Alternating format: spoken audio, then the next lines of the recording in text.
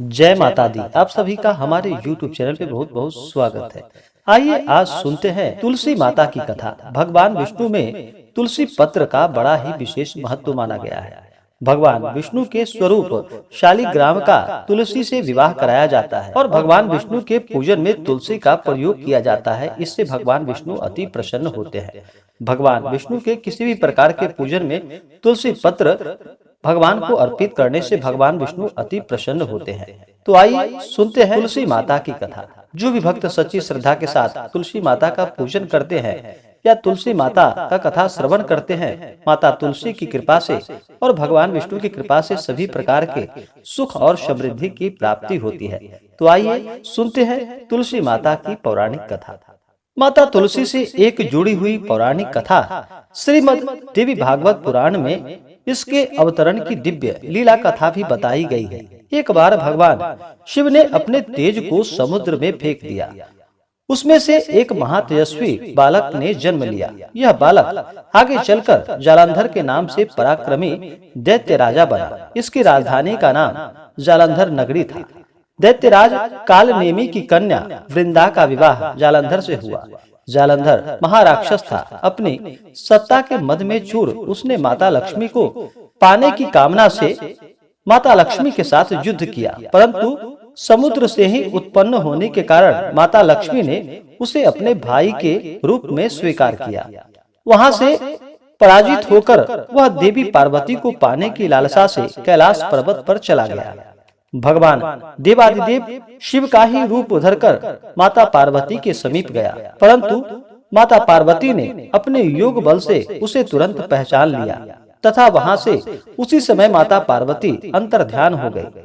देवी पार्वती ने क्रुद्ध होकर सारा वृतांत भगवान विष्णु को सुनाया।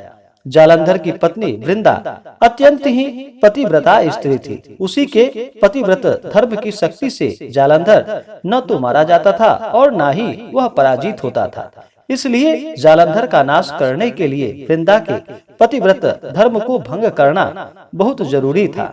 इस कारण भगवान विष्णु ऋषि का वेश धारण कर वन में जा पहुँचे, जहाँ पर वृंदा अकेले भ्रमण कर रही थी। वहाँ पर घूम रही थी। भगवान के साथ दो मायावी राक्षस भी थे, जिन्हें देखकर वृंदा भयभीत हो गई। ऋषि ने वृंदा के सामने पल में दोनों को भस्म कर दिया। उनकी शक्ति को देखकर वृंदा ने कैलाश पर्वत पर महादेव के साथ युद्ध कर रहे अपने पति जालंधर के बारे में भगवान विष्णु रूपी ऋषि से पूछा। ऋषि ने अपने माया जाल से दो वानर प्रकट किए। एक वानर के हाथ में जालंधर का सिर था तथा दूसरे के हाथ में धड़। अपने पति की यह दशा देखकर वृंदा वही मूर्छित होकर गिर पड़ी।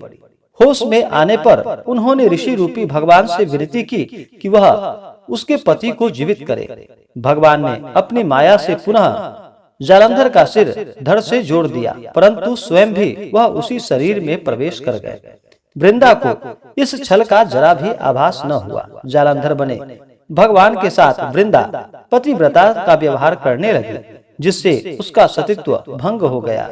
ऐसा होते ही वृंदा का पति जालंधर युद्ध में मारा गया।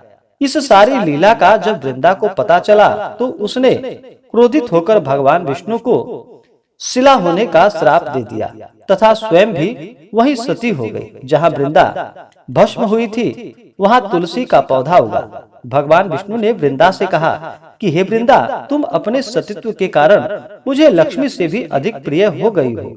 अब तुम तुलसी के रूप में सदा मेरे साथ रहोगी। जो मनुष्य भी मेरे शालिग्राम रूप के साथ तुलसी का विवाह करेगा, उसे इस लोक और परलोक में विपुल यश की प्राप्ति होगी। जिस घर में तुलसी होता है वहाँ यम के दूत भी असमय नहीं आ जा सकते। गंगा व नर्मदा के जल में स्नान तथा तुलसी का पूजन बराबर माना जाता है, चाहे मनुष्य कितना भी पापी क्यों न हो। मृत्यु के समय जिसके प्राण मंजरी रहित तुलसी और गंगा जल मुख में रखकर निकल जाते हैं, वह पापों से मुक्त होकर वैकुंठ धाम को प्राप्त होता है। जो मनुष्य तुलसी व आमलों की छाया में अपने पितरों का श्राद्ध तर्पण आदि का कर्म करता है, उसके पितर भी मोक्ष को प्राप्त होते हैं। इस प्रकार भगवान विष्णु ने कहा कि जो भी मेरा और तुलसी का नाम जपेगा, पूजन करेगा, वह मेरे कृपा को प्राप्त कर पाएगा। तो बोलिए प्रेम से तुलसी माता की जय, भगवान विष्णु की जय। आशा करता हूँ यह जानकारी कहानी आपको अच्छा लगा हो। ऐसे ही जानकारियाँ प्राप्ति के लिए, कथा कहानी सुनने के लिए हमारे इस चैनल को लाल बटन दबा करके सब्सक्राइब करें, साथ में बेल आइकन घंटी दबाएं ताकि मेरे वीडियो का नोटिफिकेशन आपको समय से मिलता रहे। कमेंट में जय माता दी जरूर लिखें ताकि आपकी कुशलता का हमें पता चलता रहे। वीडियो को लाइक और शेयर करें। जय माता दी। धन्यवाद।